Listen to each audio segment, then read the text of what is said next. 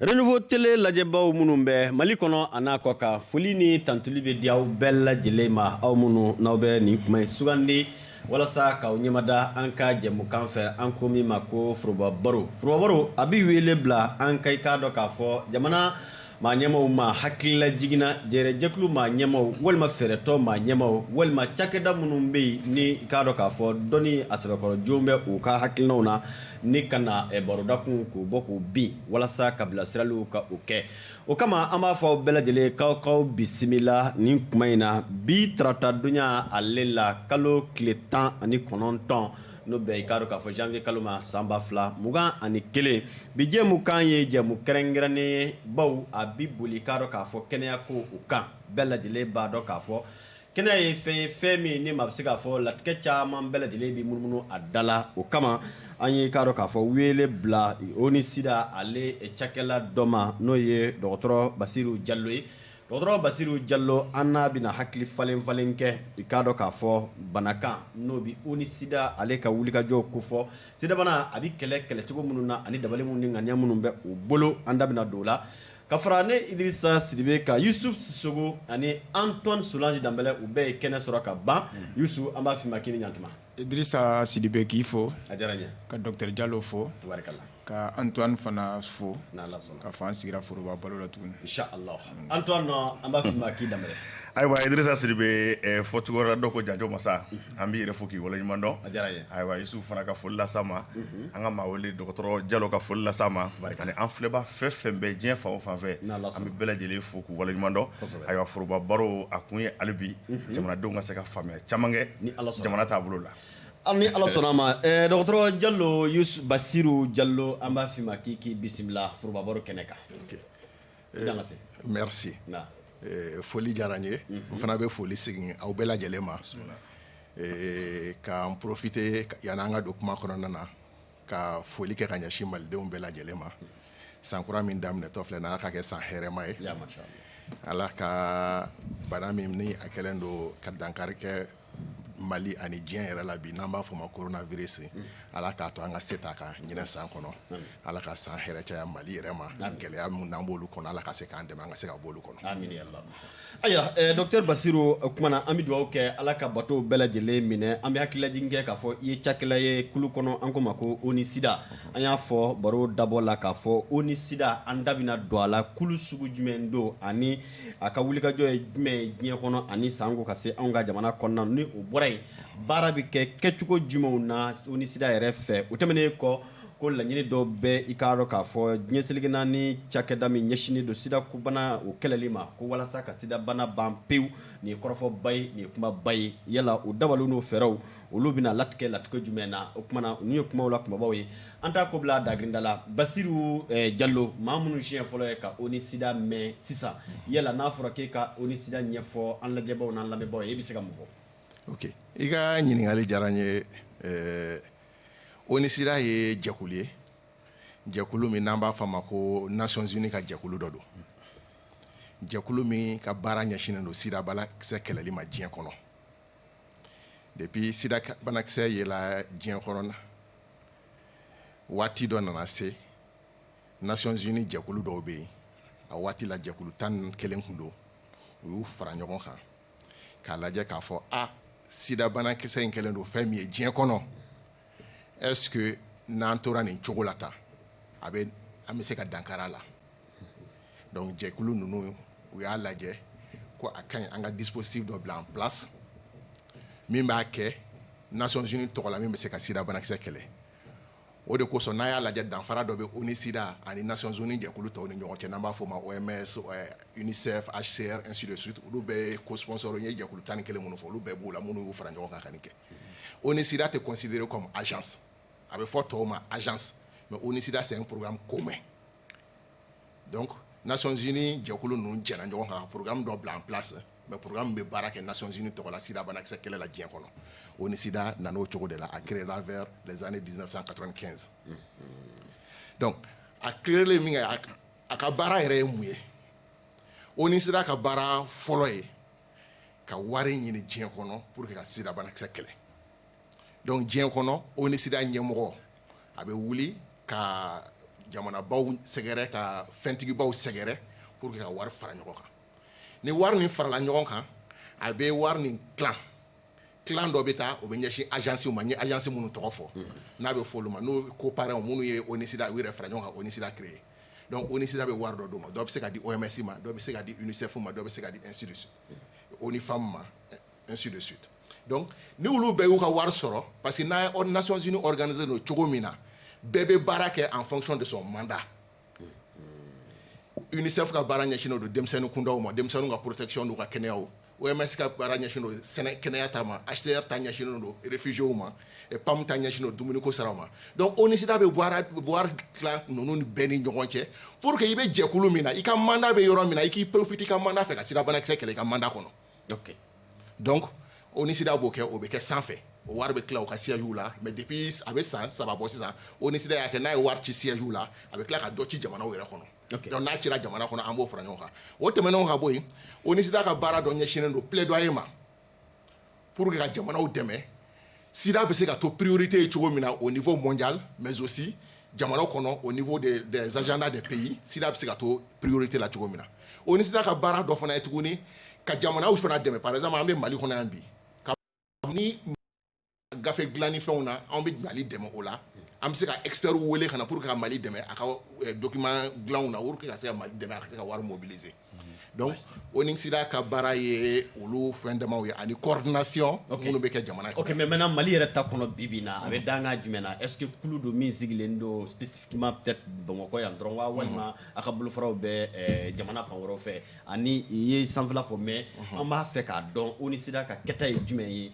Mali ta kɔnɔ kɛrɛnkɛrɛnnen na. Mali ta kɔnɔ kɛrɛnkɛrɛnnen na ONUSIDA n'an y'a jateminɛ Nations Unies bureau tɔw jateminɛ an b'a fɔ ONUSIDA ye bureau fitinin de ye mais o tɛ Mali dɔrɔn ye o ye jamana bɛɛ la ONUSIDA de ye Nations Unies bureau fitininw ye bari yan sisan Mali kɔnɔ anw bɛɛ lajɛlen fara ɲɔgɔn kan an ye mɔgɔ 6 de ye o mɔgɔ 6 kɔnɔ chauffeur b'o la a bɛɛ b'o la mais ONUSIDA ka force ye min ye ko dɔgɔya tɛ kɛlɛ sa an ka dɔgɔ en terme numérique ni ye nombre ta k'a lajɛ a ka dɔgɔ mais n'i ye an nɔ lajɛ jamanaw kɔnɔ nɔ ka bon kosɛbɛ parce que ala barika la plaidoyer la an ka mɔgɔw forlen don o la kosɛbɛ on a beaucoup de portes d'entrée al président Koundane fɛn dɔ la on a la capacité de mobiliser tout donc Mali kɔnɔ yan an sigilen don Bamakɔ mais an bɛ ca kɛ yɔrɔ caman na an bɛ sigilen don Bamakɔ yan an y'a fɔ cogo min na enveloppe pays min bɛ na wari min bɛ na ni min bɛ mobiliser n'o bɛ ci ka na an bɛ Nations Unies bureau fɛn fɛn bɛ Mali kɔnɔ yan an b'olu lajɛ an bɛ réunion kɛ ɲɔgɔn fɛ k'a lajɛ wari nin bɛ tila u ni ɲɔgɔn cɛ cogo min na u bɛ se ka olu ka dɛmɛ kɛ cogo min na ensuite an bɛ Mali yɛrɛ cakɛdaw n'o ye Haut Conseil national de lutte contre le sida n'o ye Mali ka coordination nationale ye parce que mɔgɔ caman fana bɛ o ni ONUSIDA confond ɲɔgɔn na o tɛ kelen ye secrétaire exécutif du Haut Conseil national de lutte contre le sida o ye Mali fana ye coordination min bila a ka jamana kɔnɔ pour que o k'o kɛ donc ONUSIDA b'o dɛmɛ a ka baaraw la ONUSIDA bɛ se ka consultant ɲini a ye a bɛ wari dɔw d'a ma pour que ka se ka baara kɛ ministère de la santé fana dɛmɛ an bɛ projet dɔw financer o ye fana mais an bɛ société civile fana dɛmɛ kosɛbɛ an bɛ ONG dɔw dɛmɛ an bɛ financement dɔw di olu ma Sikaso Segu Gao comment dirais-je Tombouctou an ye financement kɛ ninnu bɛɛ la ONG partenaires bɛ yen ani n'olu bɛɛ baara kɛ donc an bɛ Bamakɔ yan mais an bɛ Mali yɔrɔ fan bɛɛ. Ok Yusuf. Maintenant docteur n bɛ fɛ ka ɲininkali min kɛ i yɛrɛ k'i ka kuma kɔnɔ sa aw tɛmɛ mɔgɔ 6 kan donc o kɔrɔ aw nombre man ca mais aw ni structure de bɛ jɛ ka baara kɛ ɲɔgɔn fɛ mais est-ce que vous avez la certitude k'a fɔ aw bɛ parce que n'i y'a jateminɛ a bɛ komi aw ye baara financier de ye aw b'u dɛmɛ k'u ka baaraw baara kɛ maintenant est-ce que vous avez la certitude k'a fɔ aw bɛ wari min d'olu ma est-ce que a wari in bɛ utiliser a cogo sugu la est-ce que a kɛra sababu ye objectif ye min ye o ka se k'a atteint wa. An bɛ dɛmɛ min kɛ ka ɲɛsin jamana kɔnɔ yan parce que n b'a fɛngɛ fɔlɔ anw tɛ financier ba ye ten n ye organisation minnu bɔ mais nous on ne se considère pas comme des financiers on se considère plutôt comme an b'a fɔ cogo min na nanzarakan na financement catalytique i bɛ taa sɔrɔ gɛlɛya dɔ bɛ wo dɔ kɔnɔ mɔgɔw financement caman ɲɛsinnen tɛ o fɛn sugu ma anw bɛ financement dɔ d'i ma structure dɔ ma u b'o baara kɛ k'a jira k'a fɔ effectivement avec financement fitinin i bɛ se ka danfaraba kɛ yan n'o kɛra sisan an bɛ sɔrɔ ka fara o structure o résultat ta ka plaidoyer kɛ n'o ye ka wariba mobiliser sisan wari tɛ na anw kun directement donc n'an y'a jateminɛ k'a lajɛ wari minnu bɛ di Mali ma a kɛra ONUSIDA ta a kɛra fɛngɛ ta o ye o ne bolo ni an ka appréciation on peut dire que peut mieux faire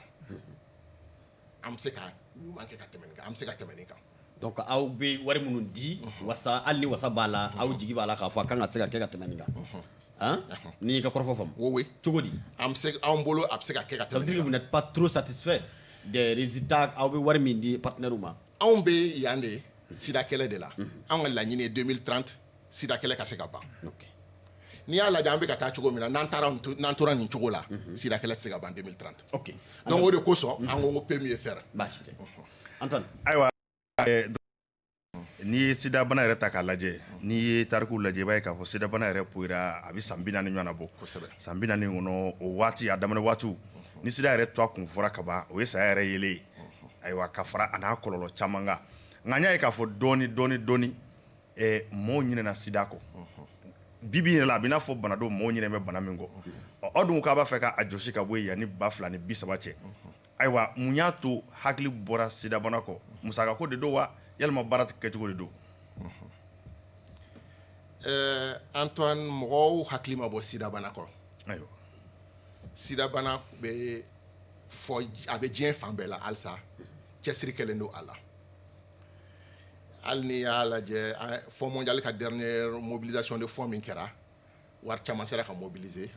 autour de 14 milliards de dollars ɲɔgɔn na o mobiliser la pour que ka se ka sida bana kɛlɛ donc halisa mɔgɔw hakili b'a la mais n'i y'a lajɛ degré d'implication de tɛ kelen ye n'i ye jamanaw ta k'a lajɛ degré d'implication de tɛ kelen ye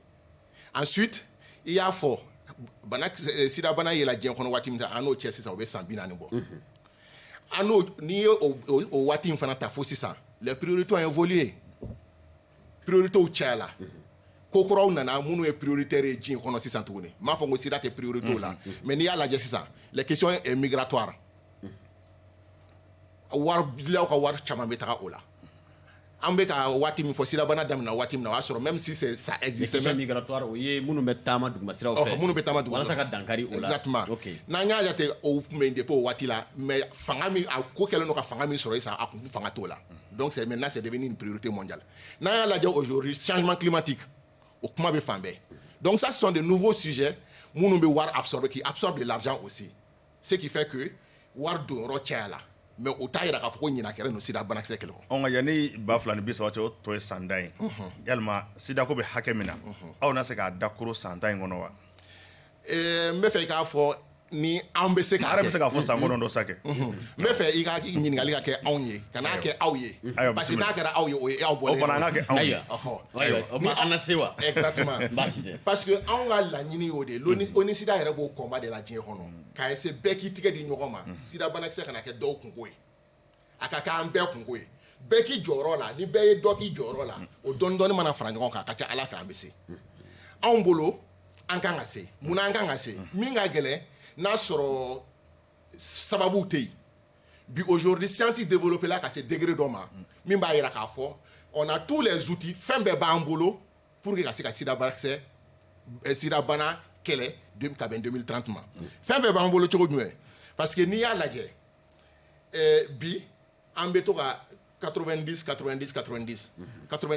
bi kɔnɔntɔn sigiyɔrɔma 3 an bɛ to k'o fɔ bi kɔnɔntɔn sigiyɔrɔma 3 in nana cogo jumɛn bi kɔnɔntɔn fɔlɔ ye mun ye ko sida banakisɛ bɛ mɔgɔ o mɔgɔ joli la diɲɛ kɔnɔ an ka fɛɛrɛ kɛ u bɛɛ ka se ka sɛgɛsɛgɛ wa u k'u ka jaabi dɔn o ye bi kɔnɔntɔn fɔlɔ ye bi kɔnɔntɔn filanan ye mun ye minnu sɛgɛsɛgɛla n'u y'u ka jaabi dɔn n'a sɔrɔ sida banakisɛ bɛ olu joli la sigiyɔrɔma 190 bɛɛ ka bila fura kan donc bi kɔnɔntɔn sabanan ye mun ye bi kɔnɔntɔn minnu bilala fura kan o bi kɔnɔntɔn sigiyɔrɔma 190 o k'a sɔrɔ a ka charge virale kɛla indétectable banakisɛ yɛrɛ tɛ y'a joli la tuguni munna an bɛ ka mɔgɔw laɲini kɛ ka taa o sira fɛ parce que scientifiquement a yiralen don bi k'a fɔ ko n'i i bɛ fura kan i y'i joli sɛgɛsɛgɛ a bana yeli la i bɛ ka fura ta a ɲɛ ma fura sera ka charge virale kɛ rendu indétectable i tɛ bana yɛlɛma tuguni donc imaginez sida banakisɛ bɛ mɔgɔ o mɔgɔ la diɲɛ kɔnɔ an ka se k'a bɛɛ dépister k'a bɛɛ bila fura kan et que bɛɛ ka fura ka ta ka ɲɛ on va rompre la chaîne de transmission donc n'an ye chaîne de transmission rompu bana kura tɛ infection kura tɛ kɛ tuguni bana bɛ minnu na an bɛ olu bɛ continuer k'u ka fura ta ka taga Donc aujourd'hui, on a tout ce qu'il faut pour aller vers l'élimination. Ok. Oui, mais docteur, en réalité, ni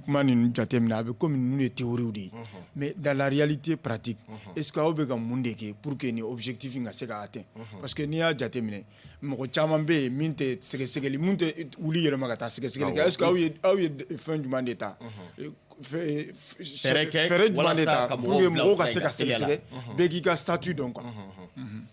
Ok. Ibe comme il y a fait on est au niveau stratégique à réflexion que anye réflexion que k'a faut k'anga élimination na minge anye josin woro nyongombo anwo jamana be ka nyini ko josin woro ki ka jamana kono ni sera ko josin woro ke akacha ala fe ibi se kata élimination na josin folo mu oye être ambitieux n'a manga programme sebe n'a manga objectif fixé il faudra que jamana ka ke ambitieux au niveau mondial non qui est dia ko kama ko sebe o de ko so dien kono on y ambition tant que curseur blafo 90 là à l'horizon 2020 maintenant à l'horizon 2020 OK 20 no min tabana kunu donc kalo temele en fait on a 80 objectif 90 kun kan atteint au delà nga me kla ka do la ko fait do se flana yo muye oye ko anga focus anga alaje anga nanga effort dispersé papa fambe ka fanga fara ɲɔgɔn kan anga laje sida yɛrɛ bɛ yɔrɔ jumɛn a bɛ sɔrɔ yɔrɔ jumɛn mali kɔnɔ sisan a bɛ fɔ ko sida la mali prévalence est 1,1% mais o tɛ mali yɔrɔ bɛɛ ye o n'i ye région dɔw ta i b'a sɔrɔ région dɔ ta ka girin ni dɔ ta ye wa n'i taara o région fana lajɛ i b'a sɔrɔ dugu dɔw bɛ olu ka girin ni dugu dɔ ta ye n'i y'a lajɛ i bɛ taa sɔrɔ population dɔw bɛ fana olu ta ka girin ni population dɔw ye donc o ni sida ko jamana bɛɛ k'a ka sida ɲɛɲini k'a dɔn connaître son épidémie a k'a ka analyse kɛ k'o dɔn kosɛbɛ n'i y'o dɔn bana fan ka bon yɔrɔ min na i bɛ taa cɔ min kɛ a ka ca ala fɛ i bɛ se ka bana circonscrire joona o ye focus ye an ko changement Antoine y'a fɔ ye sisan a bɛ san 40 bɔ an bɛ nin na san 40 an ye résultat min sɔrɔ an bɛ ka taa o ye an b'o de da bi n'an tora nin sira fɛ an tɛ se k'a sɔrɔ cogo si donc o kɔrɔ ye ko an bɛ ka baara kɛ cogo min na an k'an baara kɛ cogo yɛlɛma donc o fana ye jɔsen dɔ ye an ko jɔsen dɔ fana an y'a fɔ o ma ko accélération an k'a teliya fɔlɔ n'an tun bɛ fɛn min ɲɛnabɔ dɔgɔkun kelen an k'a essayer k'o kɛ tile kelen donc o ye jɔsen dɔwɛrɛ ye jɔsen dɔwɛrɛ ye duurunan o ye saturation ye mun ye an kana to mɔgɔ min mako bɛ sida banakisɛ i bɛ fɛ k'a ka sida banakisɛ kɛlɛ ni a taara jolita kɛ yan bi jolita kɛra labo dɔ la an bɛ papier sɛbɛn ka d'a ma k'a ka taa labo na a bɛ taa joli ta ye a bɛ segin ka bɔ yen papier bɛ d'a ma k'a ka taa yan fɛ k'a ka furakɛli bɛ yen a bɛ taa fura minɛ a bɛ papier bɛ d'a ma k'a ka taa dɔgɔtɔrɔso wɛrɛ la ko a ka charge virale bɛ kɛ yen k'o ka dabila jamanaw k'a to banabagatɔ mako bɛ fɛn fɛn na a bɛ ka sɔrɔ dɔgɔtɔrɔso kɔnɔ yɔrɔnin kelen a kana to taa ni yɔrɔ caman na donc n'o fana kɛra a bɛ fɛngɛ kɛ a jɔsen 6nan o ye question des droits humains ye an k'an jija mɔgɔ si kana to kɔfɛ nin kɔ k'a fɔ ko i ye nin o kosɔn i tɛ furakɛ an k'o bɔ a la ale ni denkɛfɛ stigmatisation ni discrimination ka mɔgɔw la an k'o olu bɛɛ bɔ a la o jɔsen 6 in o ni sera ye nin laɲini kɛ ka ɲɛsin jamana bɛɛ lajɛlen ma wa laɲini kɛra yɔrɔ minnu na mali président tun bɛ yen bɛɛ jɛna n'a ye donc an ka laɲini ni bɛɛ ye nin appliquer a ka dugu kɔnɔ a ka ca ala fɛ an bɛ taa ɲininkali kunkurunin mɛrɛ fɛ ale bɛ dɔgɔtɔrɔ Yusuf da sera a yɔrɔ dɔ ma nka ne bɛ fɛ ka n sinsin min kan kosɛbɛ o ye k'a fɔ e ko ne kɛlen ka ɲininkali kɛ n ko yɛlɛma ɲinɛ kɛra sira ko ɲinɛ ma k'a kɔ ko nka ko gɛlɛya dɔw tun bɛ yen fɔlɔ i n'a fɔ diɲɛ taamasiraw fɛ ayiwa olu tun tɛ yen o wari tun bɛ juguba kosɛbɛ ko nka ko wari donyɔrɔ cayara ni wari donyɔrɔ cayara o bi n'a fɔ baara bɛna sen sumaya hali bi aw dun banban bɛ 2,000 ni 30 kan n'a ma ye ko wari donyɔrɔ cayara wari tilayɔrɔ cayara yalima o tɛna nɔ fana bila nin ko in na k'a mɔnɔbɔ ka taa ɲɛfɛ wa n bɛ n fa tun bɛ ala ma hinɛ n'a la a tun bɛ to ka zananin dɔ dannen sɔn a tun b'a fɔ ko Basiru si tu n'as pas les moyens de ta politique fais la politique de tes moyens ayiwa n'i y'a lajɛ an ma kuma an kun fɛ ne ye jɔsen 6 min fɔ aw ɲɛna sisan jɔsen 1 ko yɛlɛma ko dɔ la donc an bɛ baara kɛ cogo min na an k'an baara kɛ cogo yɛlɛma jɔsen dɔ b'a la o ko an ka bana bɛ sɔrɔ min na an k'a tigɛ fɔlɔ an tun bɛ campagne baw kɛ an bɛ fɛnw kɛ mais k'an k'olu dabila sisan donc comme wari dɔgɔyalen don an sɔmina joona ka wa dɔ fɔ wari bɛna dɔgɔya fɛrɛ kan ka yɛlɛma fɛrɛ kan ka yɛlɛma stratégie kura ninnu an y'o conseiller jamanaw ye ni jamanaw ye baara kɛ n'o ye a ka ca ala fɛ wari min bɛ yen a bɛ se ka an dɛmɛ ka caman kɛ Ok, Basiru, i ka fɔ kɔnɔna na n'i y'a jateminɛ certes yanni 2030 cɛ waati kurunna kosɛbɛ wa y'a fɔ cogo min na ko priorité sɛbɛkɔrɔ cayalen don i y'a bayɛlɛma minnu fɔ ninnu si tɛ kɛ bi ni musaka in dan in fana tɛ mais aw ni minnu bɛ baara kɛ i n'a fɔ Isu y'a fɔ cogo min na bi gɛlɛyaba dɔw bɛ anw ka jamanaw na sanko saheli jamanaw sanko kɛrɛnkɛrɛnna Mali u bɛ tali kɛ lakanabaliya la est-ce que lakanabaliya fana ma wala aw m'a ye k'a fɔ o bɛna kɛ balan ye min bɛna aw bali ka baara ninnu dɔw laɲiniw kɛ. Effectivement n'i y'a fɔ ko lakanabaliya in tɛ kɛ bana ye gɛlɛya ye baara in ko la i ye nkalon tigɛ ONUSIDA ye kɔnna o fana ma an ye jamana liste dɔw bɔ diɲɛ kɔnɔ qu'on a appelé les pays fragiles an ko hali n'i ye wari ni fɛnw bɛɛ ta ka di nin jamanaw ma olu ka gɛlɛya a bɛ gɛlɛya dɔɔni u bolo parce que u ka jamana situation bɛ cogo min na sécurité ni fɛnw ni gɛlɛya minnu bɛ yen mais attention Mali b'o la wa Mali b'o la Mali b'o jamana na mais attention n bɛ attention fɔ gɛlɛya bɛ yen sécurité bɛ yen problème de sécurité ni fɛnw bɛ yen mais an bɛ se ka ko dɔw kɛ malheureusement an m'olu dɔw kɛ n bɛ misaliya di Mali ma Mali ye i organisé k'a ka lutte organisée ka secrétaire exécutif bila en place du Haut Conseil national de lutte contre le sida donc o ka bolofara dɔ bɛ yen n'o bɛ kɛ o ye secrétaire exécutif du Haut Conseil bɛ yen o ye instance politique ye présidée par le président de la République secrétaire exécutif du Haut Conseil o bɛ yen donc secrétaire exécutif du Haut Conseil kan ka compte rendu kɛ Haut Conseil ye présidé par le président de la République san o san donc président de la République ale ni kɛnyɛrɛyew mɔgɔw ni bɛɛ lajɛlen an bɛ kan ka ɲɔgɔn sɔrɔ kuluba pour que orientation di olu ma mais ni a bɛ nin y'a san 6 o réunion ma tenu Mali kɔnɔ yan san 6 depuis 94 hein k'a daminɛ c'est pas pour faire que la comparaison kɛ ATT ye san 10 kɛ o san 10 kɔnɔ ça ma pan san o san a bɛ kɛ san o san réunion in bɛ kɛ donc a bɛ orientation di wa compte rendu bɛ na ka baara taabolo jira a réunion tun bɛ daminɛ sɔgɔma kuluba fo wulada fɛ président bɛ salle kɔnɔ a tɛ bɔ yen sida ko kuma Mali région gouverneur bɛɛ tun bɛ na ɲɔgɔn sɔrɔ salle kɔnɔ région gouverneur de tun bɛ présentation kɛ ani ministre bɛɛ jɔlen bɛ yen remarque bɛ kɛ bɛɛ b'a corriger président yɛrɛ bɛ yen ok mais k'a daminɛ 2014 fo bi o ma kɛ Mali kɔnɔ donc ça veut dire que déjà n'an y'a ta o yɛrɛ dɔrɔn ma i bɛ ka tile kuru kara ne ma to a tɛ fɔ ok e de ko ATT o b'a ko i bɛ ka tile kuru kara san kelen ma k'a la non dɔ kɛra 94 k'a daminɛ 94 ka na ni san 6 2014 je m'excuse k'a daminɛ o la ka na session ma kɛ donc ni session ma kɛ ça veut dire que problème dɔ bɛ yen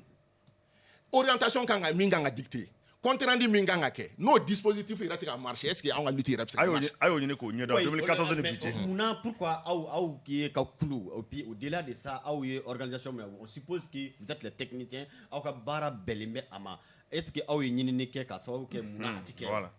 les raisons n bɛ na n hakili la dɔw tɛmɛna plateau in kan aw tun kan ka nin question poser olu kunna i n'a fɔ anw ye Nations Unies mɔgɔw de ye anw ka baara tɛ ka ne tɛ Mali anw tɛ Mali coordination ye mais anw bɛ Mali coordination dɛmɛ de donc anw bɛ se ka plaidoyer fɛn fɛn kɛ an y'o kɛ k'a fɔ instance nin tenue diyagoya don an ma n'a bɛ fɛ lutte ka ɲɛ a bɛna fɔ aw y'a ta kɛ anw y'an seko kɛ ayiwa ok ayi non a y'aw seko kɛ certes mais a mana kɛ cogo o cogo aw ye diɲɛ seleke naani ka lasigidenw ye déjà laɲini dun ye min ye a tɛ taa ka aw si to sinon a tɛ taa k'an si to maintenant san mara kɔnɔna na san 6 sinon san 7 aw ka laɲinibaw parce que ni orientation ma di on suppose que a bɛ gɛlɛyaba la nati peut-être politiquement baara in kɔnɔna na maintenant aw ye jaabi jumɛnw sɛbɛn peut-être ka ci i n'a fɔ aw minnu Nations Unies yɛrɛ ma ka ɲɛfɔli kɛ k'a fɔ nin tɛ ka kɛ nin ka kɛ gɛlɛya ye ni olu fana ye jaabi kɛ n terikɛ an filɛ ka nin min fɔ plateau in kan yan bɛɛ b'a nin kalama i y'a faamuya aw de t'a kalama sinon o b'a yɛrɛ ko bɛɛ t'a kalama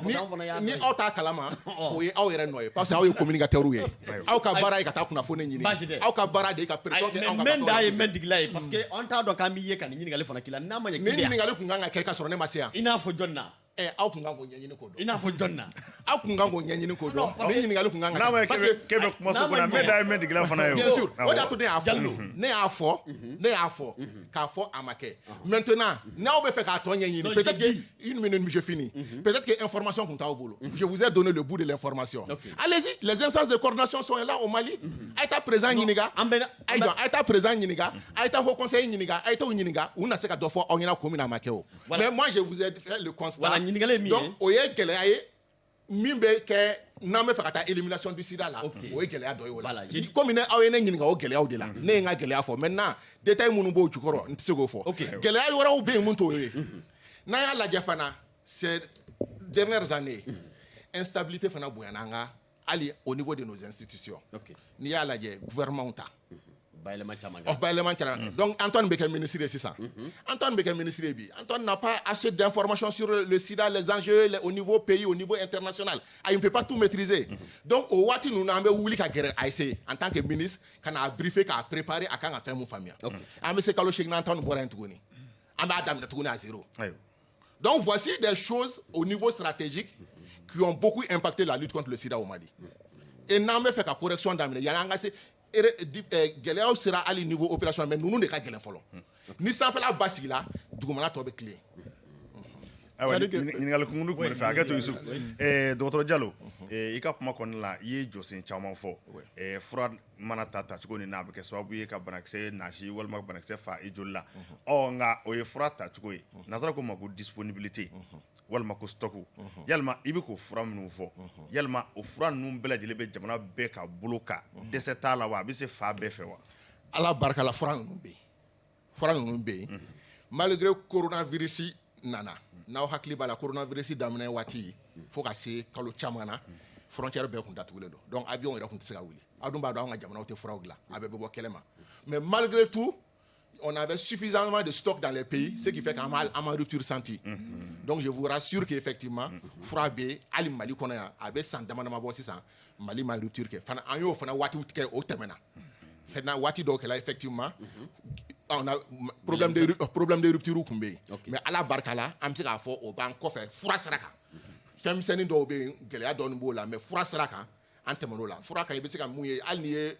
taara e bɛ se ka sisan e ye journaliste k'a fɔ ko par curiosité i bɛ taa enquête kɛ i bɛ se ka taa Segu ou bien bila i bɛ taa sɔrɔ ko fura ko problème dɔ bɛ yen mais o t'a yira ko fura tɛ Mali kɔnɔ i bɛ taa sɔrɔ problème organisationnel dɔ bɛ yen peut-être que le médecin qui était là-bas devait être donc olu n'a bɔra programme organisationnel la mais au niveau stratégique fura dɛsɛ tɛ yen fura dɛsɛ Mali kɔnɔ bi ayiwa bisimila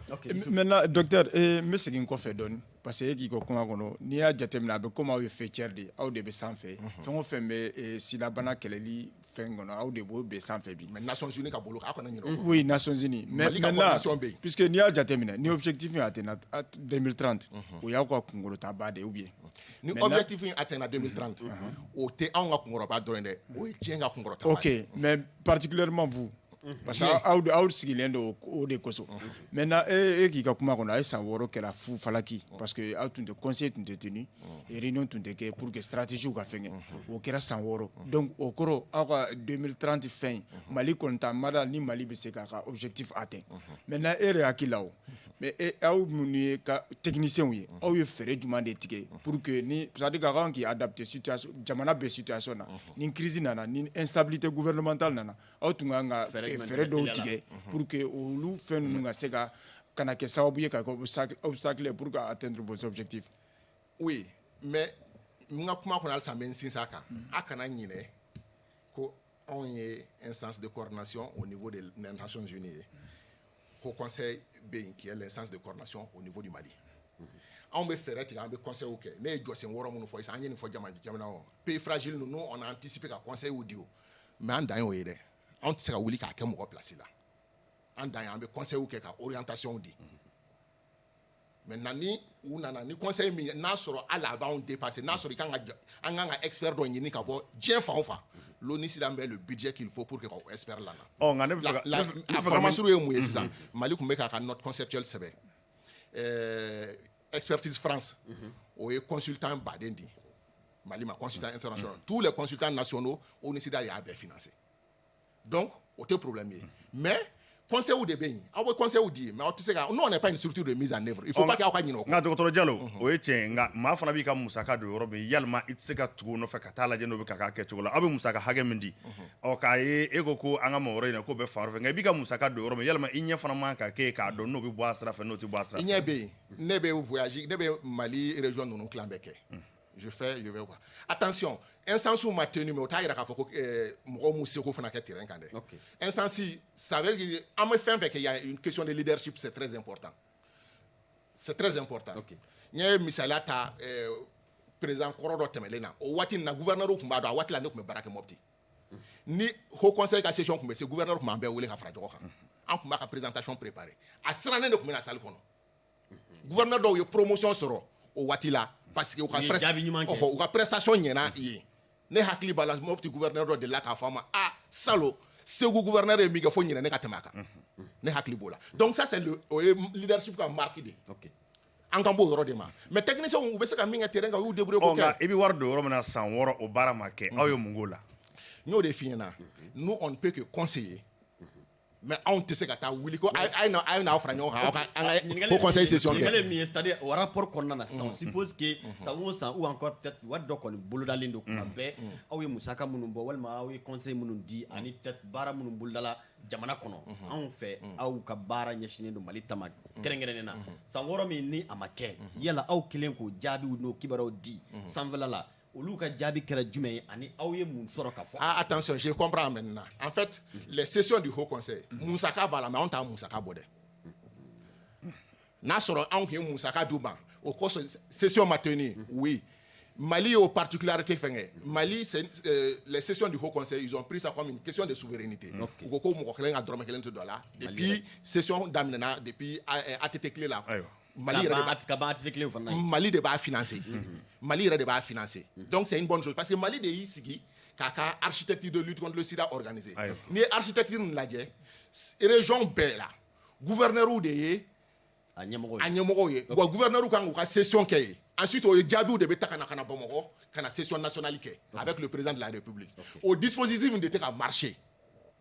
O ma marcher ni san dama dama ninnu kɔnɔ. Donc n'o ma marcher a bɛ se ka jouer coordination kan. Mais o t'a yira k'a fɔ ko fura tɛ ka di banabagatɔw ma o t'a yira ko joli tɛ ka sɛgɛsɛgɛ o t'a yira mais ni compte rendu ni suivi t'a la parce que ni suivi ni fɛnw b'a la peut-être que fɛn dɔ kun jɛngɛnna o bɛ corriger ne bɛ se k'a fɔ dɔ ma n ko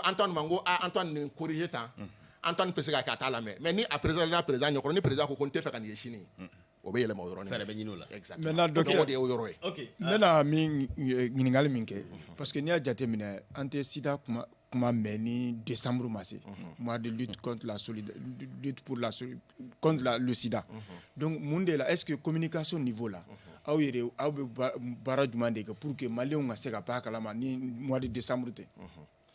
n bɛ segin ka an ka rôle préciser tuguni anw ka baara to yen ne y'o de fɔ aw ɲɛna an ye diagnostic kɛ sisan on a eu un véritable problème de leadership qui a joué sur le fonctionnement des instances donc o bɛ jouer activité fɛn caman kan aw yɛrɛ ka comparaison kɛ waati dɔ ni ɲɔgɔn cɛ bani a bɛɛ tɛ wariko ye dɛ ça je vous dis clairement ce serait plus facile k'a fɔ ko wariko mais a bɛɛ tɛ wariko ye ça je suis très bien positionné pour que k'a dɔn k'a fɛ a bɛɛ tɛ wariko ye dɔw ye dɔrɔn peut-être que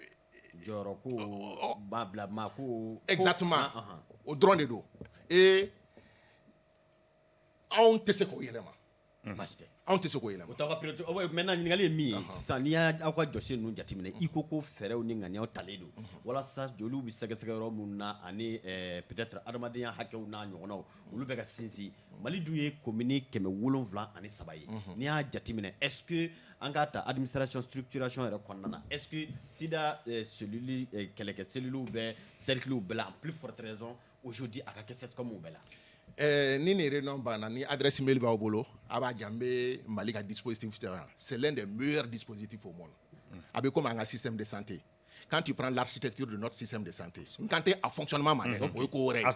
sigicogo c'est l'un des meilleurs de la sous-région parce que an ka structure CESCOM ni fɛn ninnu ne ye dugu caman kɛ i bɛ taa sɔrɔ santé ma décentralisé ka se au niveau ma Haut Conseil structuré don cogo min na dakurunya rapide la n bɛ o fɔ aw ɲɛna décret présidentiel de y'a kɛ bureau ba bɛ yen au président par le président de la République au bureau kɔnɔ partenaires techniques b'a la ONG b'a la ale ni état mɔgɔw b'a la ministre olu b'a la donc olu ko ka instance d'exécution au secrétaire exécutif ye o ka olu de be nous le politiquement olu be faire décider enfin ministère be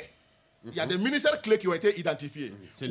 Loulou kan ka ko bela. Nanga ta la jabi na sura cellule be ka fonctionner. Au c'est Loulou qui a fait comité ministériel de lutte contre les sida obéi qui est l'instance politique au kan ka réflexion stratégique que cellule va exécuter. Namboro la dans la région na région be kono il y a un conseil régional de lutte contre le sida. Au niveau présidé par le gouverneur. Oulu fona kan ka session que il y a un secrétaire exécutif régional dans toutes les régions aussi. On fona beau exécuter. Nan jigina ka ta cercle là, il y a le conseil local de lutte contre le sida qui est présidé par le préfet. Oulu fona kan ka réunion que nan tra mairie fenga là, il y a le conseil communal de lutte contre le sida. Nan boro là, même au niveau des fractions jusqu'au bureau, a décret be a beba kono. Nga baraka tuwe ko re nga aywa abna fo docteur be ka boli fo fo aywa nga ni aja timine en fonctionnement bi tugodi fonctionnement be tugo mina nya fo nga kuma kona pour nous peut mieux faire. OK aywa peut mieux faire ou be ku seko que ça mais alsa OK maintenant ngania ko yan ga kuma dima an ye do fana la soro ya ina fo olu ko olu ngania u be u kono akake sescom kono bibina sescom kelengelen be au moins jolu segali ani ya fumula fura la natili ka feret ke ko sigi sescom kono est-ce que aw munu ye a politique ko jatimene bawi una ka damana fere nyuma ndo ya oui o ya fere nyuma ndo e mais o te fere kuraye ya famia ne ya négocié Nations Unies ne baraka cellule sectorielle de lutte contre le sida là département de Menta ministère de la santé OK ne baraka ministère de la santé là en tant que responsable national de la prise en charge OK ou à le président de la République à l'époque a été à cause je veux que les médicaments aillent aux malades pas que les malades viennent aux médicaments au Nazara frakata barabato no fait frakata barabato ngana nziki fo barabato donc décentralisation d'amna no watila oui décentralisation qui est fait au niveau district CCRF là les premiers CESCOM avec toute l'humilité ARV qui Mali CESCOM follow la ne ba njoro ka bola a soro alusila de coordinateur ne nana cellule là je lui ai dit il faudra que anga gap que anga ta CESCOM na donc un CESCOM follow damno là an yo do former ne ya formation animée avec professeur Amar an yo damné au Kera vers les années 2010 2011 Albina on a fait amena travailler CESCOM de la Togoni est-ce que retard là alors maintenant est-ce que c'est fonctionnel non continuer là Diallo on est surtout fait que c'est fonctionnel watila ambi yorom na fobi olu bela de fonctionnel oui OK aywa ningal do bone fe Diallo na mbora musaka ko num bela jele kono ibaye ka fo na ye coronavirus ta dongo do aywa niso jaba ko te sabu jamana kono fa ko do be ka fara ka fende ka boala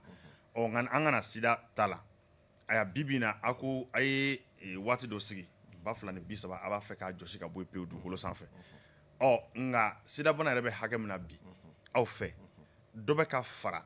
ma ka wa yalma do be ka boala yalma do be ka fara banabato ka wa ma kura minu ni sida bana bi ye ujulla yalma do be ka fara ka wa chama be ka boala état de lieu do be ka boala ala ko anga tiafo aywa do be ka boala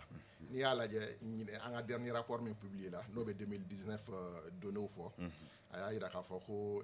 38 millions o jien kuru kara kira kuru kara mo million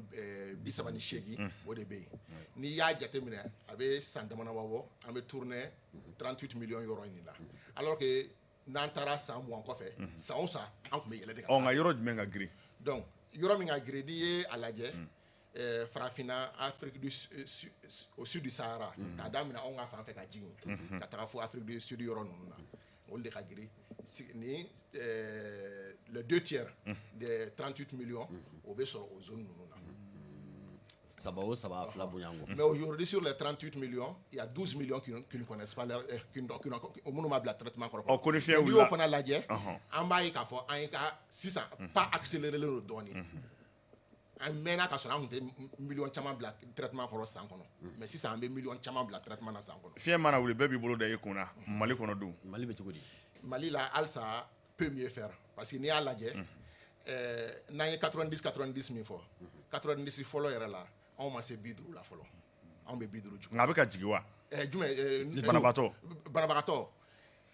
ça aussi c'est un peu paradoxal ni ONUSIDA bɛ rapport dɔ bɔ san o san mais rapport min don ONUSIDA t'a sɛbɛn jamana ONUSIDA kɛlen don ka système dɔ bila jamana bɛɛ kɔnɔ jamana fɛn fɛn bɛ ONUSIDA la ni bɛ o bureau bɛ outil dɔ bɛ yen n'a bɛ fɔ a ma ko spectrum jamanaw b'u ka données don a kɔnɔ données ninnu bɛ projection kɛ n'i ye spectrum données ta k'a lajɛ Mali kan ces dernières années le Mali faisait partie des quelques rares pays où les nouvelles infections continuaient à augmenter un peu. Alors que jamana clan bɛɛ la les nouvelles infections sont en train de diminuer. O kɛra waati jumɛn? Jumɛn? I o jateminɛ k'a fɔ ko waati a bɛ ka yɛlɛ Mali la dɔɔni. De 2015 fo ka na sisan na la courbe du Mali est un peu croissante. Waati kɛra an kun commencera ka jigin. Par rapport aux nouvelles infections. Mun b'o kɛ o sababu ye jumɛn ye? O sababu dango manda do l'obse ka damana débat parce que an ye fɛn dɔw fɔ déjà. Moi je vous ai parlé par exemple des problèmes aw yɛrɛ y'a ye. A bɛna fɔ commune kun kan ka kɛ n'olu ma kɛ o kɛra sababu ye ka. OK. Kɛra sababu ye ka dɔ fara nka Idrissa Sidibe n tɛna ɲininkali wɛrɛ kɛ nka a bɛ n'a fɔ Dr Jalo t'a fɛ ka fɛn dɔ fɔ tuma dɔ la lamɛnnikɛlaw ni filɛlikɛlaw dun b'a fɛ ka fɛn dɔ fɔ. Jago forobakɔrɔ dun a bɛ baro gansan tɛ ko min na da bɛ don a kɔrɔ fɔ caman na dɛ. Ale bɛ k'i fosi ka bɔ fɛn caman na. la a mana kɛ cogo o cogo certes hali mana ONUSIDA jɔyɔrɔ mana dɔn cogo o cogo Ala barikada an n'an ma fili n'an ma ɲinɛ kɔni y'a fɔ maliden dɔ ye bi alors ka gɛrɛsɛgɛ sɔrɔ ka kɛ ONUSIDA fana kɔnɔna na o fana y'a damana gɛrɛsɛgɛ maintenant kunnafoniya minnu n'olu kan ka se ka sɔrɔ anw yɛrɛ fɛ sababu minnu ni olu bɛ se ka kɛ a ko ye i n'a fɔ lakanabali ani politique majɛngɛba minnu y'a lasɔrɔ dabali jumɛnw bɛ aw yɛrɛ bolo peut-être pour que an ka se ka pan o kow kunna. I ye min fɔ ne ye ONUSIDA baarakɛla mais en même temps n ye malien ye c'est vrai que n ye malien ye mais o tɛ n bɔ ONUSIDA baarakɛla la ONUSIDA baarakɛla bɛ n bila malien yɛrɛ sanfɛ parce que bi c'est vrai Mali passeport bɛ ne bolo mais passeport Nations Unies bɛ ne bolo donc ni ne voyage la fɛn caman bɛ ne bɛ se ka taa jamana caman na n tɛ visa yɛrɛ ta donc o ye Mali fɛngɛ ye mais malgré tout n'a ye n kumacogo yɛrɛ jateminɛ a b'a dɔn k'a fɔ maliyɛnya yɔrɔ b'a la sinon ne ye fɛn caman fɔ yan n da tɛ mɔgɔ la mais en même temps hali ni bɛ Nations Unies na Nations Unies fana bɛ yan de ka Mali dɛmɛ ni fɛn min tɛ marché n'an ma courage sɔrɔ k'o fɔ c'est que an ma Mali dɛmɛ o de kosɔn ne ye fɛn dɔw fɔ bi maintenant a détail n'aw bɛ fɛ k'olu dɔn a ye ɲininkali a ye taga ne ye da yɛlɛ sira yira aw la i bolongɛn ne si dɔ ma ne ye sira yira aw la a ye bolongɛn ne si dɔ ma an n'o wele ka ne ye sira yira aw la donc a ye taa da yɛlɛ sa nka an fana kana ɲinɛ min kɔ ONUSIDA de ye banfula ye min bɛ nin bɛɛ sanfɛ e b'a fɔ ko an ka taa yɔrɔ min na an mana taa yen cogo o cogo aw ONUSIDA de ka bon ni olu bɛɛ sabu olu de bɛ minɛli kɛ aw ka dabada ma parce que politique b'aw de bolo certes olu sont appelés à mettre en œuvre mais organisation sida banakisɛ organisation ye mun ye ONUSIDA ye Nations Unies ta ye mais jamana bɛɛ ka coordination bɛ yen qui se retrouvent dans les politiques de l'ONUSIDA qui se trouvent qui ont leur souveraineté kana ɲinɛ OK mais qui ont même misala dɔrɔn d'aw ma juste pour que k'a yira k'a fɔ aw ɲɛna ko jamana bɛɛ n'a ka fɛngɛ don au Mali ici le Mali met en dehors de tout budget de l'extérieur le Mali met autour de 2 milliards dans la lutte contre le sida à peu près san o san mais a yɛrɛ ka wari la maintenant mais le Burkina met 8 milliards 4 fois ce que le Mali met. Ça c'est donc ONUSIDA ko ye o ye politique oui exactement machita dɔgɔtɔrɔ an ye sida mankan cayara kojugu ni dun y'a jateminɛ e ye dɔgɔtɔrɔ ye an y'a jateminɛ bana wɛrɛw b'an fɛ yen min bɛ dankari kɛ mɔgɔw la ka tɛmɛ sida yɛrɛ kan est-ce que aw yɛrɛ hakili la est-ce que a y'a profiter parce que n'i ye jateminɛ kɛ u ko ko sida bɛ maa min balo a t'o ɲɔgɔn faga parce que maa caman bɛ yen u bɛ balo sida kɛlɛ de la mais est-ce que bana wɛrɛw tɛ yen aw ye dɔgɔtɔrɔ ye n'aw hakili jiginn'o la sida kɛrɛfɛ ni nin sida ko in banna parce que a fɔra k'a tɛ mɔgɔ faga tuguni n'a tɛ mɔgɔ faga o kɔrɔ dɔɔni bɔra a effet la dɔɔni maintenant bana wɛrɛw bɛ yan min bɛ dankari kɛ maliyɛnw na est-ce que aw hakili jiginn'o la souvent aw ka politique de sida lutte contre le sida kɛrɛfɛ n bɛna a fɔ ɲɛna fɔlɔ n bɛ fɛn dɔ rectifier an m'a fɔ k'a tɛ mɔgɔ faga mais a man ka mɔgɔ faga a man ka mɔgɔ faga ka da dɔnniya kura minnu bɛ san kan n'a y'a bila dɔgɔtɔrɔ ka kuma fɔlenw kan exactement a man ka mɔgɔ faga bana min bɛ sida banakisɛ kɛlɛli la n'a y'a jateminɛ n'a ye Fonds mondial lajɛ c'est le Fonds mondial de lutte contre le sida le paludisme et la tuberculose donc o b'a jira k'a fɔ wari tɛ donna sida banakisɛ kɛlɛ la hali ni ONUSIDA ɲɛcinnen don sida banakisɛ dɔrɔn ma mais wari tɛ donna sida banakisɛ la an y'a ye k'a fɔ n ko n'i y'u fara ɲɔgɔn kan a ka ca Ala fɛ u bɛ taa ni ɲɔgɔn ye i bɛ nɔ bɔ a la et le Fonds mondial c'est l'un des plus gros bailleurs de fonds du système de santé malien ça c'est des choses qu'on ne dit pas suffisamment n m'a fɔ n ko mɔgɔ wɛrɛ tɛ min bɛ wariba don o la dɛ Mais le Fonds mondial met beaucoup d'argent. Okay. Pour la petite, je vous donne un exemple en plein l'encadrement. Les 3 dernières années, à partir de 2021, 2022, 2023, en 3 ans, le Fonds mondial va mettre environ 162 millions d'euros au Mali. 2022. 2021, en 3 ans, 162 millions. 162 de dollars. Au Benodo, Sida Kelela. Ma fongo mo aurait Mali système de santé financier au Tchogo mais c'est un gros bailleur. Donc ça veut dire que nous avons organisé on peut même contribuer à renforcer notre système de santé à travers le financement là. Donc kake Sida do bana sugu nana. Sida ira dronte tuguni. Bana sugu manana. On a un système de santé basique au répond. Ne bolo de kanga ke anga nyomo ka défi aujourd'hui. Ni warba nous surtout que le fonds, il y a une particularité du Fonds mondial, c'est pas pour faire de la promotion du Fonds mondial. Le Fonds mondial, l'argent qu'il donne, c'est un don. Juru tere. Parce que war mugu chama be fo me juru de donna nana. Ouais, mali woyo fana ku wula. Ngal fitini. Fitini dama Dr. Diallo. Ko folo ko war mina bakuru bala cogo mi ko adon cara. Ango fana to nga gele woro be muna. Nya fo l'Amérique jamana. Iba ka fo dili nuna lu fanga ka bu ala kosebe. Andu nya ka fo mami ngumbe president na sanane temenena. Okoko oluka musaka bi do uyere dama la aye beseta ka chamandige chamana o kɛra fɔlɔ ye filanan ye jumɛn ye coronavirus ko min bɛ yen ni ye nin bɛɛ fara ɲɔgɔn kan ne ye ko kura minnu fɔ yalima o tɛna juru dɔ fɛ yen na k'a sama k'a sezumaya dɔɔni wa a bɛ gɛlɛya dɔ don a la mais a man k'an bali k'an ka objectif atteindre ayiwa i y'a faamuya an ye axe de travail mun fɔ les 6 piliers ninnu essayons an ka appliquer Mali kɔnɔ an ɲɛ ma bani et que faisons en sorte ne bolo an ka aw yɛrɛ ka an k'an tigɛ di ɲɔgɔn ma an ka pression kɛ an ka ɲɛmɔgɔ ni bɛɛ lajɛlen kan fɛn dispositif bɛɛ kan dispositif ka marcher à hauteur de nka ko tɛ taa musaka kɔ n gɛn b'o yɔrɔ de ma ne bɛ k'o de f'i ɲɛna lamarikaw ye tigɛ min kɛ ani coronavirus ko bɛ hakɛ min na yalima o tɛna dɔ bɔ musaka la wa ni dɔ dun bɔra musaka la diyagoya don baara bɛ sen sumaya kuma in b'o de nɔfɛ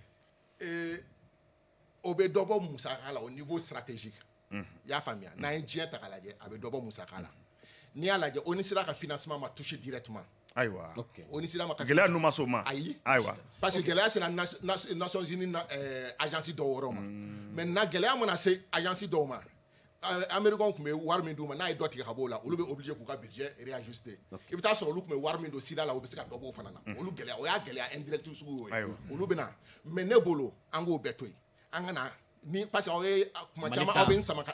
na Mali kɔnɔ a ye na Mali kɔnɔ yan financement min bɛ don Mali kɔnɔ yan o baaraw ka k'a ɲɛfɛ an ka baara kɛ ni o ye bani a b'a ye dans 5 ans an bɛ différence kɛ ok waati kuruna docteur ni a yɛrɛ ko yanni san 20 ni 30 cɛ 2030 cɛ aw kan ka objectif atteint mais n'o ma atteint a kɔlɔlɔ bɛ se ka kɛ mun de ye aw yɛrɛ ka structure kan aw ni sida yɛrɛ kan ni o objectif ma atteint a kɔlɔlɔ tɛ ONU sida kan directement peut-être que oui on va dire que an ambition dɔ ta a ma se ka réaliser mais a kɔlɔlɔ bɛ diɲɛ kan je vais vous dire les retombées ni an sera ka objectif ni atteint on va éviter 21 millions de décès dans le monde n'an sera ka sida éliminer en 2030 ma ba 21 million 21 minnu ni an tora nin cogo la ta sida banakisɛ bɛ mɔgɔ a bɛ mɔgɔ hakɛ mun fege n'an tora o cogo la ta maa 21 o ni bɛna to a la mais n'an sera ka objectif min atteint an b'olu kisi ça c'est très intéressant n'an sera ka objectif min atteint mɔgɔ 27 millions de nouvelles infections an b'o éviter banakisɛ kuratigiw maa 27,000,000 an b'o éviter n'an sera ka objectif min atteint 28 milliards je dis bien 28 milliards de dollars an b'o économiser an kun kan k'o min don sida banakisɛ kɛlɛ ni o bɛ don fɛn wɛrɛ da fɛ donc ça vaut la peine an ka fɛn o la et puis an bɛ ka wari min don sida wɛrɛ bɛ on doit voir comme un investissement n'an sera ka 2030 objectif atteint tout an ye dollar kelen o kelen investi bi le retour sur investissement est de 15 dollars pour $1 injecté le retour sur investissement est de 15 dollars donc ça vaut la peine an ka kɛ ça va permettre d'économiser. Ayiwa ne ka ɲininkali laban ye min ye n'i y'a mɛn ko sida bana yɛrɛ fɔlɔ a ka dɔn ko a bɛ karisa la o bɛ dɔn mun fɛ sɛgɛsɛgɛli nanzara ko ma ko dépistage joli sɛgɛsɛgɛ du balan caman b'a la gɛlɛya caman b'a la maaninfin yɛrɛ ka wuli ka t'u joli sɛgɛsɛgɛ o ye ko gɛlɛnba ye sabu mɔgɔw kunna bɛ siri kosɛbɛ ne bɛ se ka ɲininka laban min k'i la yalima k'a dɔn ko sida yɛrɛ bɛ karisa la e bɛ se ka mun fɔ jamanadenw ye ani jamana ɲɛmɔgɔw ye waasa sɛgɛsɛgɛli bɛ se ka kɛ cogo min mɔgɔw ka se k'u yɛrɛ lahalaya dɔn sida ko la en fait an kan ka fɛɛrɛ kɛ n'i ye 90 saba in ta a donda fɔlɔ yɛrɛ ye sɛgɛsɛgɛli de ye donc il faut k'an ka sɛgɛsɛgɛli fanga bonya o fana na tuguni conseil di la OMS ani ONISIDA y'u fara ɲɔgɔn kan gafe bɔ ka bilali di an ye conseil fɔlɔ dɔ kɛ an ko o ma ko dépistage à partir à l'initiative du soignant o ye mun ye dɔgɔtɔrɔ sigilen don Mali fan o fan i bɛ furakɛli kɛ ni maa nana hali n'a nana ko kunkolodimi de b'a la ou bien ko joli de b'a la e k'i profiter a ka joli furakɛli fɛ ka sida test proposer a ye n'a sɔnna i k'a ka sida test kɛ nka diyagoya tɛ mais i k'a proposer parce que jateminɛw y'a jira an bɛ test minnu kɛ les cas positifs kɔnɔna pour arriver à dépister un cas positif n'i y'a lajɛ i bɛ taa sɔrɔ le cas positif là a fréquenté une structure de santé au moins 3 à 6 fois mais personne n'a test ma proposé a test ma kɛ donc du coup n'o donna dɔgɔtɔrɔw bɛɛ sera k'o dɔn a ka habitude la sisan mɔgɔ nana dɔrɔn i bɛ test ko kuma fɔ donc n'a a y'a kɛ a b'an ka taux de dépistage caya ni taux de dépistage caya la positif minnu b'a la olu bɛ sɔrɔ an ye a jira k'a fɔ fana an ye stratégie dɔ fɔ n'a bɛ fɔ ma ko dépistage à partir du cas index o ye mun ye sisan misaliya la Antoine nana joli sɛgɛsɛgɛ kɛ bi an y'a ye k'a fɔ ko a yera Antoine na misaliya de don n'a yela Antoine na donc an b'a yɛlɛ an bɛ Antoine ka réseau utiliser ka yɛlɛ an b'a fɔ ko bon Antoine kana a ka muso sensibiliser kana n'o an b'o dépister a denw a kana olu sensibiliser an bɛ n'olu dépister ainsi de suite imagine n'an ye positif fara bɛɛ ka réseau bɛɛ dépister o cogo la nin conseil bɛɛ dira jamanaw ma dɛ ok parce que docteur Diallo waati kuruna kosɛbɛ an sera jɛmukan n'a ka d'aw ye siɲɛ wɛrɛ ayiwa basi siɲɛ wɛrɛ n'Ala ma basi kɛ an na wele bila i ma n'a fɔra i ka kuma kuncɛ kuma kɛ bi Foroba Baro kɛnɛ kan kelen majɛngɛba bɛ i n'a fɔ jamana anw ka Mali i n'a fɔ i ka kɔrɔfɔ in kɔnɔna na majɛngɛ dɔw ye an sɔrɔ nin zan laban ninnu na walasa an ka bɔ o dingɛ kɔnɔ filanan ye min ye ka wele bila jamanadenw ma i n'a fɔ ɲininiw y'a jira k'a fɔ bi ni maa minnu gɛrɛsɛgɛ kɛra sidabana ye ni furaw ta cogo la dɔgɔtɔrɔw ma tama o bɛ kɛ sababu ye u tɛna se ka a yɛlɛma maa wɛrɛ u fɛ o ye maa bɛ se k'a fɔ jigisigiba ye e bɛ se ka kuma kuncɛ kuma jumɛn fɔ an ka kɛnɛ kan ne ka kuma kuncɛ kuma fɔlɔ n bɛ n sinsin min kan n b'o fɔ ka ɲɛsin les autorités de la transition parce que nin partenariat min n'an y'a kɛ ni renouveau ye anw y'a kɛ ni objectif min ye pour que ça soit un espace de plaidoyer un espace de communication, de sensibilisation et de plaidoyer. Donc, Mali ɲɛmɔgɔw k'a daminɛ président de la République la ka se assemblée président ma ka se premier ministre ma assemblée tɛ yen dɛ CNT CNC président ma ka se premier ministre ma ka se Mali gouvernement fɛn fɛn ma n'a sɔrɔ u bɛ Foroba Baro suit an b'a ɲini u fɛ dɔrɔn u k'u cɛsiri transition waati na instance de coordination bɛ ka fonctionner comme ça se doit ni o kɛra sisan a b'a ye k'a fɔ ko sida barakisɛ bɛ kɛlɛ bɛ dɔnse kura wɛrɛ ta secrétaire exécutif mun bɛ o région mun na gouverneur ka impliqué a ka considérer comme u ka mandat la u ka rendre compte ministres département ministériel bɛɛ la ni cellule kan ka k'o la u k'o fɛngɛ ni bandaw n'a ka mɔgɔw sera k'o kɛ u bɛ dɛmɛba kɛ Mali ma pour que Mali ka se ka objectif d'élimination atteint donc an b'a fɛ hali ni u ma nin baro suit ni mɔgɔw bɛ se k'a lase u ma ko c'est un cri de cœur des acteurs de la lutte contre le sida donc o jɔyɔrɔ ka bon ensuite n bɛ foli kɛ ka ɲɛsin maliyɛn bɛɛ lajɛlen ma fɛn fɛn émission in suit k'i fo k'i waleɲuman dɔn Antoine an b'i fo Yusuf ka foli di fana ma hakililajiginna maa welelen tun ye i k'a dɔn dɔgɔtɔrɔ Basiru Jalo ye a ye welekan min ni ka o bila o tɛ dɔwɛrɛ ye ka welekan ni k'o kɛ i k'a dɔn mara kɛbaaw i n'a fɔ a ye i sinsin a kan n'o ye furancɛ fanga maa ɲɛmaaw ye u ka nin kura fiyɛ i k'a dɔn sida bana kɛlɛcogo fɛɛrɛw la i n'a fɔ a tun bɛ cogo min na ka kɔrɔ san 10 san ko a y'i sinsin waati dɔw la min bɛ tali kɛ marayɔrɔw la n'o ye région kɔnɔna ye nin kura ka fiyɛ nin bɛɛ lajɛlen la walasa bana in a bɛ se ka k'a kɔrɔ cogo min na k'aw fo ka waleɲuman dɔn Basiru Jalo ale ye k'a dɔn k'a fɔ o ni sida o kuma o cɛ de ye hakili la an jigi b'a la faamu caman sɔrɔ la nin kunnafoniyaw ni nin kibaruyaw la maliden ka ca kosɛbɛ ka jɛmukan in lajɛ a tɛ tɛmɛ an ka musokɔrɔba min kan n'o ye Dɛwɔ Bacili ye Senu Yugudu Danba Kati ka se k'a dɔn k'a fɔ Kolonɛli Magalu ma CVJR la ani Fode Alu Kɔnɛ an b'a fɔ Katikaw fɛ yen nɔ Joyilakaw Fanakaw an ma ɲinɛ Bɛlɛkɔkaw kɔ an bɛ dugawu kɛ Ala ka i k'a dɔn k'a fɔ min bɛ tali kɛ kumakan fɔlen ninnu faamu caman ka sɔrɔ a la marakɛbaaw o kumana a y'a hakili to a la kɔrɔfɔ ninnu kun ye mun ye a ka sinsin a ka ni bɔra ka fiyɛ nin baara ninnu kɛcogo la o kumana an bɛ dugawu kɛ Ala ka su hɛrɛ